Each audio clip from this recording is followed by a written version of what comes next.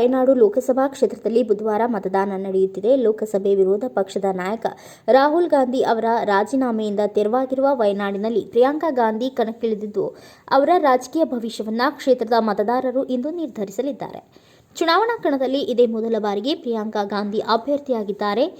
ತಮ್ಮ ಸಹೋದರನನ್ನ ಗೆಲ್ಲಿಸಿದ್ದ ವಯನಾಡು ಜನರು ತಮ್ಮ ಕೈ ಬಿಡುವುದಿಲ್ಲ ಎಂಬ ವಿಶ್ವಾಸದಲ್ಲಿದ್ದಾರೆ.